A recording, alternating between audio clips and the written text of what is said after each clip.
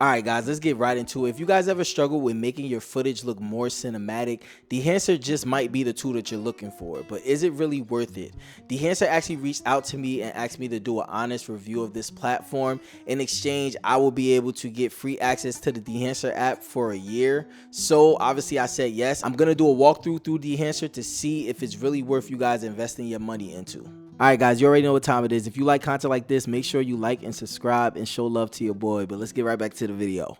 Alright, so I think it's very important to let you guys know that I am not an expert colorist, and this is my first time ever actually owning the Dehancer plugin and actually using it. So I'm not well versed when it comes to Dehancer in general, and also I'm not well versed when it comes to film emulation. I do admire film and the way it looks, and I know what looks good to me, but I'm not an expert colorist. On jobs I'm usually the DP, the camera operator, or I'm a videographer shooting different events and stuff like that. So that's important to let you guys know. But let's hop right into the platform and just walk through some things. All right, so while I pull this up on my computer, I just want to let you guys know what Dehancer is for some of you guys that don't know what Dehancer is. So they're pretty much a color grading plugin tool for whatever NLE you're using. So whether you're using Final Cut, DaVinci, it's a plugin tool that helps you emulate film, right? So it has like Halation, it has Bloom, it has all that stuff. So I'm gonna pull this up and then we're gonna just walk through some things.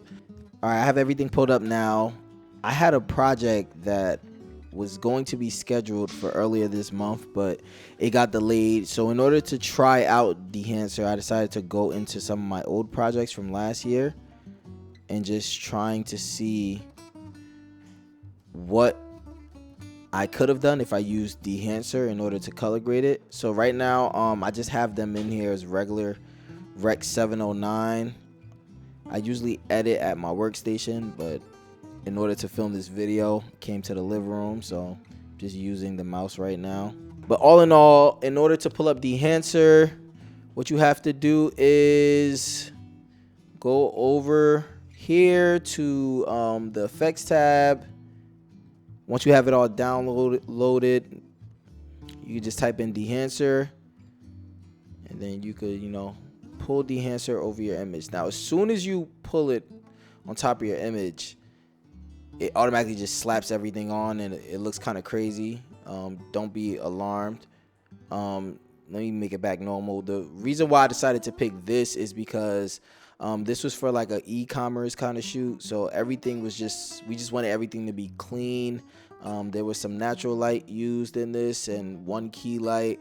I feel like this is a very clean, straightforward image, so it's easy to like use Dehancer to see how it would work in this situation. So whatever, I have Dehancer on, and the first thing I will say when using Dehancer is there's so many tabs, so it's easy to kind of just get overwhelmed. There's so many things.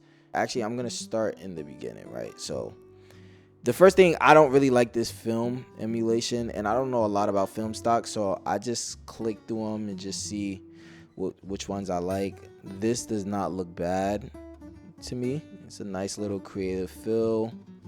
All right, so creatively, I'm kind of liking this film stock. It has like a blue tint, but it doesn't really bother me. I feel like it's actually kind of cool looking, so I'm gonna try to mess around with this just to see what I can do. So I'm going to increase the black points. All right, let me see what I can, a little bit brighter type of thing. One thing I always like to do, especially with dark skin, is just kind of warm up those midtones. I'm gonna kind of just do that with the color wheels. Again, I'm not too well versed with Dehancer. I'm not sure if there's a way to kind of do this here, but I'm kind of liking that warm skin right there. Just the way it's looking. Again, guys, I am not an expert colorist at all, not even close. So if there's better ways to do this, definitely drop it down in the comment section below. I'll definitely be interested. I'm always trying to learn how to get better when it comes to like color grading and all that, because I'm not the expert. But right now, this image right here already kind of looks pretty good to me. I'm going to give it just a little bit more I'm gonna mess with the S curves just a little bit. Let me back up to where I could just see him. Just kind of give it like just a little curve, just a tiny bit. Again, I don't have any like color wheel board or anything like that. This is looking okay to me. So I'm going to go back to the Dehancer tool to see what else I can do to improve this image, because right now, just when it comes to just like colors and just creativity, I am kind of really liking this look. The backdrop and everything was white, so obviously that bluish tint is a creative choice. It's not like I'm looking for the perfect, most color accurate image, and the grain that's within this, it looks good. I'm not gonna lie, like I would go back and re-edit some of this stuff just with this kind of creative look.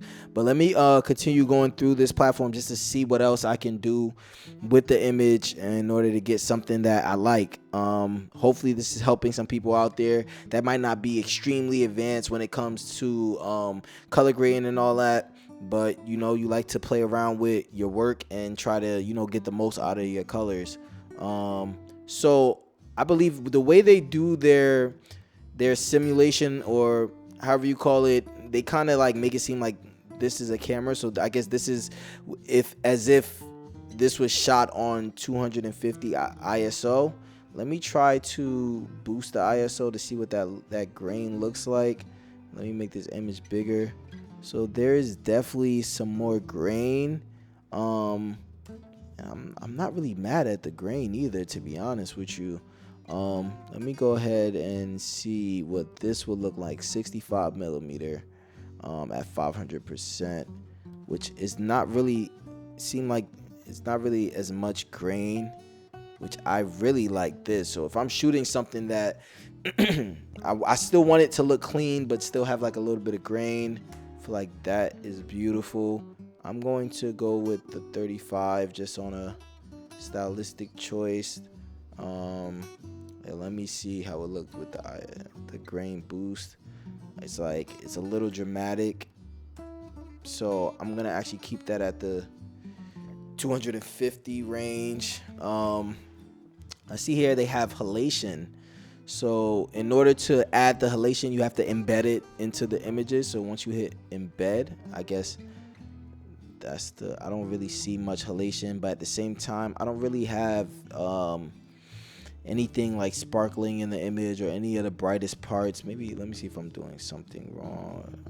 So that's where the halation is. Okay, pretty cool. I didn't open it up, so I couldn't really see. That's some nice halation. Already, I will say, if you are someone who uses Final Cut, this is already something that I feel like you guys should definitely probably have in your arsenal, just because DaVinci Resolve has a lot of plugins, and I know they have halation and stuff like that. I don't believe you could do that on Final Cut, so I'm really excited about having this longer term and just using this more. Now let me see bloom. Let me embed it with some bloom. Mask tool. Let's see where that.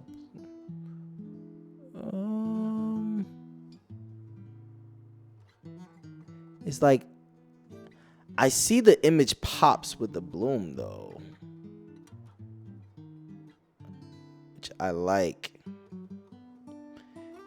My computer is jumping frames, so that's definitely something that's important to know with this platform, is that if you have an older computer or your computer is not that strong, it might make you lose frames. You're definitely gonna have to edit with proxies.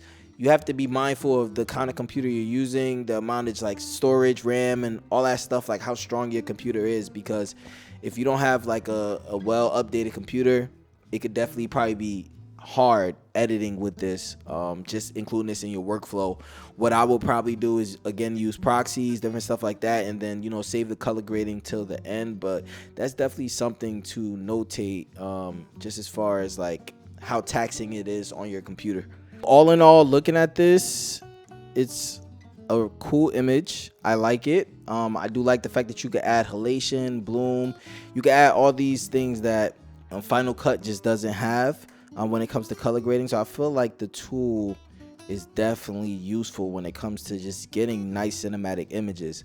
Again, just off of using it right now on this one shot, my computer is skipping frames and stuff, so I will say this will be taxing on your devices, but outside of that, it's definitely worth it so far from what I'm seeing. So I'm gonna jump to this other shot right here. This is a wedding that I was shooting, and it's just a basic static shot of, you know, the groomsmen just sitting there.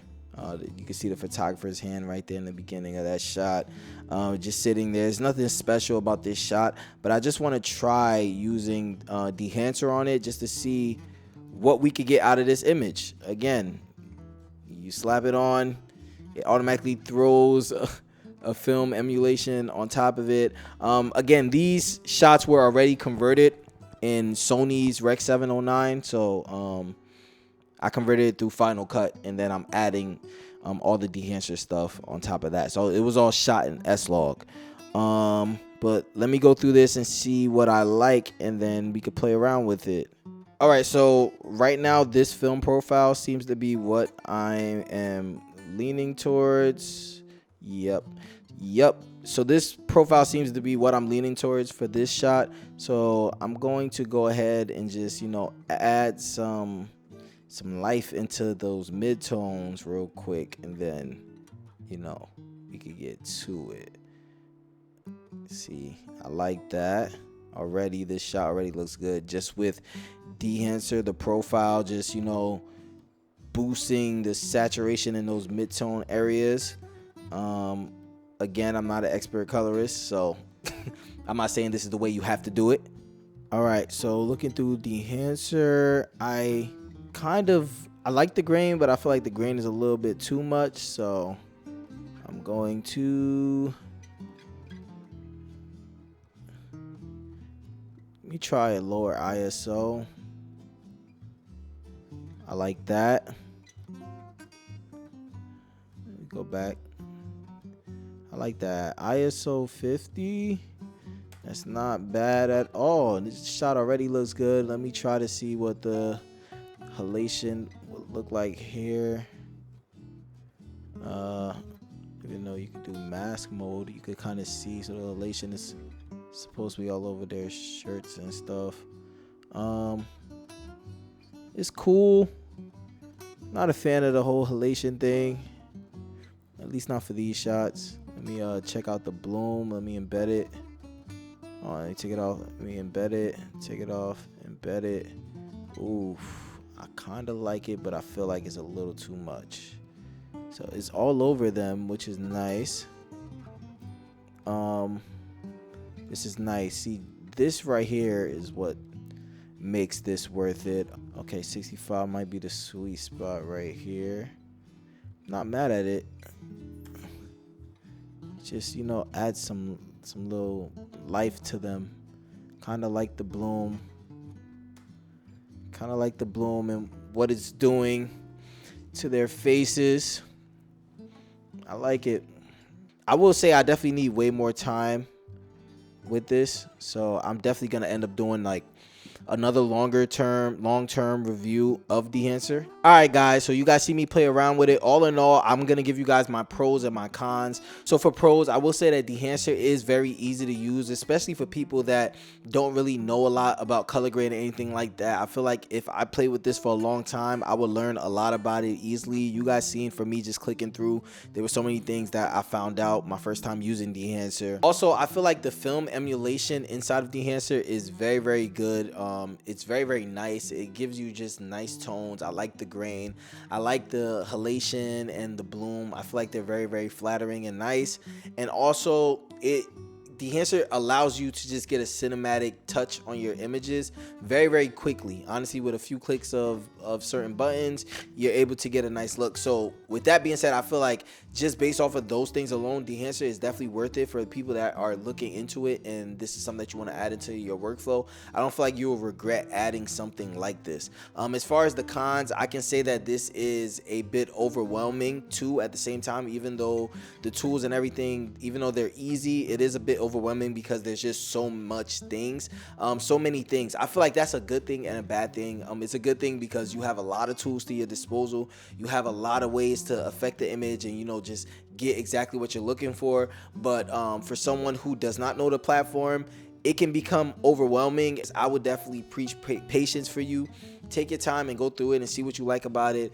Don't get overwhelmed, because once you dive into it, it's actually very, very useful. And then the last con, I noticed that it was a bit taxing for my computer. Again, I don't have the strongest computer. I was editing on my laptop. This is a M1 Max M1 Pro Max. So it's not like the highest tier when it comes to computers. So if you guys have stronger computers, they probably can handle this with no problem. But just make sure you're mindful of that. Make sure you're using proxies. You're probably not color grading with this until the end of your project, and just be ready for a little bit of a slower workflow. But outside of that, just to wrap this up and to give you my final thoughts, I feel like Dehancer is a very, very, very, very good tool. It's very good if you're in the market, maybe you already have experience with color grading. You can probably take this and just use certain parts. You don't have to use the grain or the halation. You can just take certain things that you like out of this and just add it to your workflow. Also, if you're someone who wants to get cinematic images and you don't know a lot about color grading, but you want a platform that can help you, I feel like using something like Dehancer will easily improve your color grading and just like the ways your images look. So if you're interested in adding a tool like this, something that can help you get better cinematic images, I would say it's definitely worth it. But this does not replace things like lighting, composition, all those things that make an image cinematic and beautiful. This will not replace that. If you throw this over ugly footage, it'll still look ugly. So definitely go out there, keep grinding, and just create beauty. But let me know in the comment section what you guys thought about Dehancer from what we just did, what you guys thought about those final images, whether you like them or not. And if you guys have used Dehancer before, maybe you knew some tricks that I didn't, so make sure you drop it down in the comment section below. I'm definitely going to be using this more. And yeah, thank you, Dehancer. This was fire. But catch you guys in another video.